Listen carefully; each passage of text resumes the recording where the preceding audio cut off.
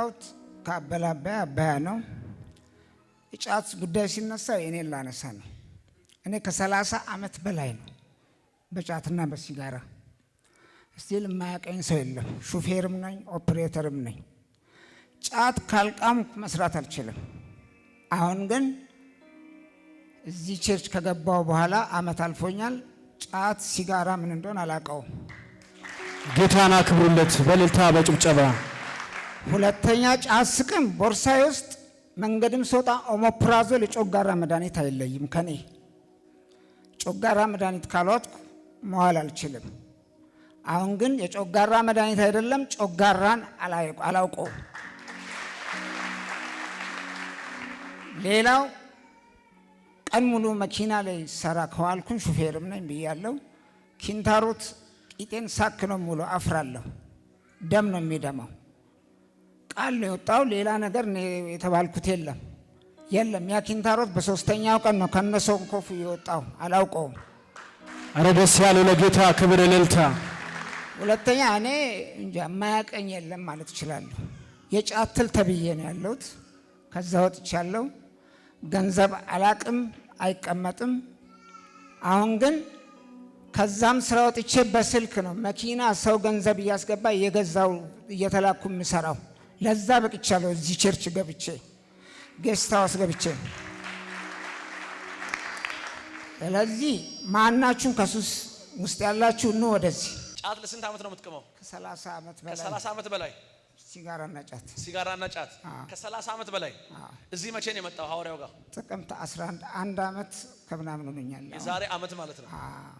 የሰማችሁ ነው።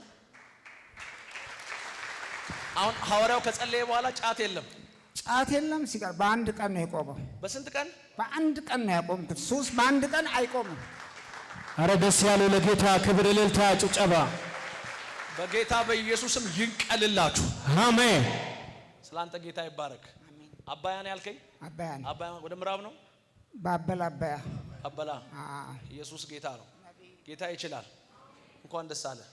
እሺ አንተ እንግዲህ ለ30 ዓመት ጫት፣ ሲጋራ፣ የተለያየ ሱስ ኪንታሮ ታማሚ ነበርክ። ብዙ ደክመ ለፍተ ጥረ ታግለ እርግጠኛ ሱስ ለማቆም ያልታገልከው ትግል አይኖርም። የለም ግን አቅቷል። እዚህ መጣ ተፈወስ። እዚህ መጥቼ ነው። በዓለም ዙሪያ በዚህ ሚዲያ የሚከተሉ እዚህ ጉባኤ ውስጥም በሱስ ውስጥ የሚሰቃዩ በጣም ብዙ ሰዎች አሉ። ጉባኤ ውስጥ በጣም ብዙ ሰው አለ። እዚህ ውስጥ እያየው ነው። እነዚህ አይነት ሰዎች ምን ማለት ትፈልጋለህ?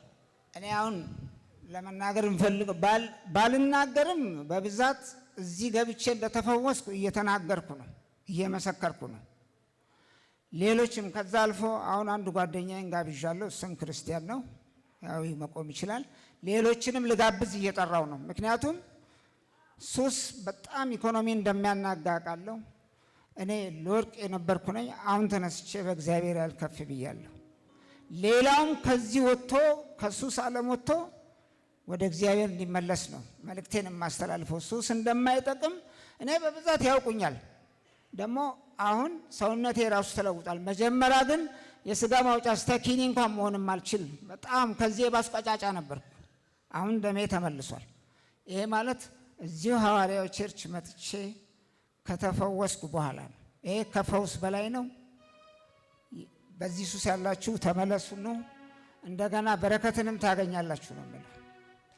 ደስ ያለው ለጌታ ክብር እልልታ። በእውነት ጌታ ይችላል። አሜን። ናይ ነው አባት ይችላል። በሱጋ ለ30 ዓመት የሚቅም የሚጠጣ በኪንታሮት በሽታ የሚሰቃይ ብዙ ነገሮችን ቅድም ሲናገር አንድ የገረመኝ ገንዘብ አይቀመጥልኝም አለ። ለካ አጋንንት በዚህ ልክ ነው የሚጫወትባችሁ። ኢየሱስ ባይኖር ኖሮ እዚህ ቦታ መጣው። እግዚአብሔር ሰው ጸለየልኝ። ሐዋርያው ከጸለየልኝ በኋላ የ30 ዓመት ሱስ በ30 ወር ወይም በ30 ቀን አላለም፣ በአንድ ቀን እግዚአብሔር ከጸሎቱ በኋላ አዋጅን ገለበጠ። አንድ መጨረሻ የተናገረው ቃል በጣም ነው ያስደነገጠኝ። ጥርስ ለመፋቅ ስቲኪንግ እንኳን ማልበቃ ሰው ነበርኩ አለ። ዛሬ ደሜ ተመልሷል፣ ጤናዬ ተመልሷል፣ ሰውነቴ ተመልሷል። ስለዛ ዛሬ ጤነኛ ነኝ፣ ኪንታሮት የለም፣ ተፈውሻለሁ። የ30 ዓመት የጫትና የመጠጥ ሱስ የሲጋራ ሱስ ከኔ ላይ ተነቅሏል። እግዚአብሔርን አመስግኑ ይላል። ስለዚህ ወዳጃችን ጌታን በእልልታችሁ አመስግኑ። ተባረክ የኔ ወዳጅ።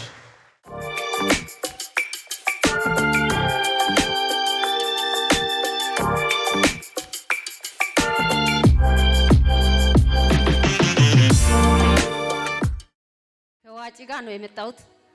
እግዚአብሔር ስም የተባረከ ይሁን። ልጄ አንድነት እናት እዚህ ናት ያለችው፣ የዚህ ቤተክርስቲያን ተከፋይ ናት። እኔ ልጄ ትንሽ ልጅቷ እርጉዝ ነበራት። በሰባተኛው ወሯ ቤቴን ለማስወለድ ብዬ ይዤ መጣኋት። ልጅ በሰባት ወር ይወቁ ልጅ ሆድ ውስጥ ያለችው ልጅ ውሃ ሆነ፣ እሷም ውሃ ሆና ቀረች። ሕክምና ይዤ ሆስፒታል ገባሁ። ሆስፒታል ሲገባ ምን ልጅ አለባት ውሃ ነው እንጂ ልጅ የላትም ተባልኩ። እና አለ እናት ወይ እንደዚህ ተባለ፣ እኔ ምን ይሻለኛል? ለማስወለድ ብዬ ቤት ያመጣሁ ህፃኑ ውሃ ሆኗል ተባለ። ምን ሊሆን ስል ልጅ እዚህ ያለችው ልጅ እትዬ ወይ ምንም አይሆን አንቺ ጸልይ እኔም ጸልያለሁ ብላ ወደዚህ ቤተክርስቲያን መጣችና እዚህ ፓስተር ደነቀ ነበሩ፣ ጸለዩ። ልጇ ልክ ትክክል ውሃ ሆኗል ተብሏል አይደል? ውሃ አይሆንም። ልጁም አገልጋይ ነው የሚሆነው እንጂ ተወልዶ ሰው ይሆናል እንጂ ልጅ ውሃ አይሆንም። እሷም ትድናለች፣ ልጁም ህፃኑም ልጅ ይሆናል። ጌታን አመስግኑ በእልልታ በጭብጨባ። እና ታላቅ ስራ እግዚአብሔር ለኔ ድንቁ ኢየሱስ ድንቅ አደረገኝ። ለዛ በእውነት እግዚአብሔር እልል በሉና ጭብጨባ ለእግዚአብሔር። ሰምታችኋል ፕሮፌት። የሚገርመው ነገር እኚህ እናት በጣም ትልቅ ታምራት ነው የሆነላት፣ ለልጇ ነው የሆነላት። እና እኛ አካባቢ እንግዲህ ልጅ ለመውለድ ስትደርስ የመጀመሪያ ልጅ ከሆነ ወይ መጀመሪያ ካገባች እናት ቤት ነው የምትወልደው። እና ወደ ቤቷ ጠራች፣ ከባለቤቱ ወጣ ወደ ቤቱ አጠራችና የ5 ወር ነው እርግዝናዋና እነሱ የሚያውቁት 5 ወር እርግዝ እንደሆነች ነው የሚያውቋት። ግን አማማትና ሐኪም ቤት ሲወስዷት ሆድሽ ለልጅ አይደለም ያለው ውሃ ነው አሏት። ከዛ ከባለቤቱ ያመጣችው እናቷ ምንድነው እኔ ጋር ትወልዳለች ብላ እርጉዝ እንደሆነች ነው ያመጣችው። ግን ሐኪም ቤት ስትሄድ ልጅ የለም ውሃ ነው አሉኝ። የሚገርመኝ ተጨነቅኩኝ። አንደኛ ልጅ እዚህ ቸርች የምትኖረው አለችና እሷ ጋር ደወልኩኝ። እሷ እንደዚህ አለች፣ እኛም ጸልያለን አንቺም ጸልይ ችግር የለም አልኩና ነቢይ ደነቀ ጋር ጋሼ ጋር ጠጋ አልኩትና ነገርኩት። ከዛ በኋላ እንደዚህ አለኝ፣ ይሄ ልጅ ነቢይ ነው የሚሆነው፣ ውስጥ ላይ ያለው ውሃ ሳይሆን ነቢይ ነው ያለው አለኝ። አመን ብዬ ተቀበልኩ። የሚገርመው ነገር ውሃ ነው የተባለው ልጅ ሆነ። አረ ቆማችሁ ለጌታ ክብር አምጡ እስቲ፣ ለጌታ ክብር አምጡ እስቲ። አረ እንዳንተ ያለ ከቶ የለምና በሰማይ በምድር አልተገኘምና ይዛለ ዛሬ። አሜን። ስለ እግዚአብሔር ሰው ስለ ነቢይ ደነቀ ደግማችሁ ክብር አምጡ እስቲ። በሳቸው አልፎ የሚሰራ ጌታ የተባረከ ይሁን። ደግማችሁ ስለ እግዚአብሔር ሰው ስለ ነቢይ ደነቀ ደግማችሁ ክብር አምጡ። ጌታን አመስግኑ በእልልታ በጭብጨባ። ሞተ የተባለ ውሃ ነው የተባለ እሳቸው ጋር መጣው። እኔ ውሃ ሳይሆን ነቢይ ነው ማየው። ይሄ ከባድ በእግዚአብሔር ላይ በጣም ከባድ እምነት ከሌላችሁ አታደርጉትም። ውሃ አይደለም ልጅ ነው ማየው፣ ወንድ ነው ነቢይ ነው። አሁን ተወለደ። አዎ ደግማችሁ እዛው ቁጭ እንዳላችሁ እልልታ ጭብጨባ ለጌታ ክብር አምጡ።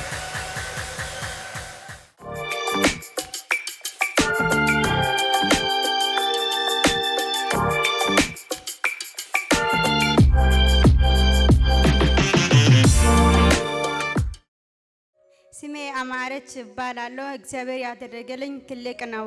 እግዚአብሔር ትልቅ ነው፣ ግን ማንንም አይንቅም።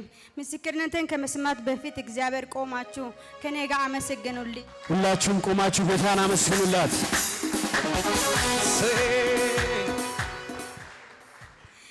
እግዚአብሔር ትልቅ ነው፣ ስሙ ለዘላለም ይባረክ። እኔ የሆነልኝ የዛሬ 5 ወር ገዝተውስ ነው የገባሁትም ጭንገፋ ነበረ። መጀመሪያ የ2 ወር አረገዝኩስ፣ ከዛ ወረደብኝ።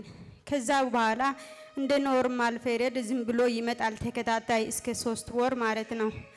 ከዛ በቃ እንደዚህ ሲያማክር ማንም በቃ ተስፋ ያስቆርጠኛል። አንቺ ስደት ስለወጣሹ ማጸነሽን ሙቀት ስለመታ መርገዝ ቶሎ አትችይም፣ ብቻ አትጨንቂ ብሎ ያወራሉ። እኔ ግን በጣም አለቅሳለሁ። እንደዚህ ብዬ ለባለቤትም አልናገርም። ማንኛው ሰው በቃ ቶሎ እኮ መርገዝ እንደዚህ ከስደት ከሰው ሀገር የመጣ ሰው ማንም ቶሎ አይረግዝም ይላሉ። አረ ይሄኔማ በኔ ላይ አይሆንም። ብዙ ጊዜ በቲቪ ሐዋርያ እከታተላሉ፣ ሱስ ይሆኑብኛል። ከዛ ገዝተውስ ገባው። ልክ እንደገባው ሆደን ያዘኝ። ጭንገፋ ባንቺ ላይ አይሰራም፣ ከዚህ ወጥተሽ ጉዱን ታያለሽ መተሽ ትመሰክሪያለሽ አለኝ። እግዚአብሔር ልክ እንዳለልኝ አደረገልኝ። 5ኛ ወር ይዤ ለእግዚአብሔር ፊት ጌታን በእልልታ ደስ ያለ ለጌታ ክብር እልልታ። አሁን አርግዘሻል? አዎ። ስንት ወር ሆነሽ? አሁን 5ኛ ወር ይዣለሁ። እግዚአብሔር ረድቶኛል። ጌታን በእልልታ በጭብጨባ አመስግኑላት። ሁለተኛ ደግሞ ምስክርነትም አለኝ። የሆነልኝ ደግሞ ለባለቤቴ መጀመሪያ ከኔ ጋር እንኳን ከመተዋወቅ በፊት ሊዝ መሬት ነበር እዚህ ሰፈር ማለት ነው። ግማሹን ከፍሎ ተወዳድሮ ምን ብሎ አልቋል። ዝም ብሎ ማዘጋጃ ይከታተላሉ እንጂ በቃ የእናንተ ናት ብሎ አልተሰጠም።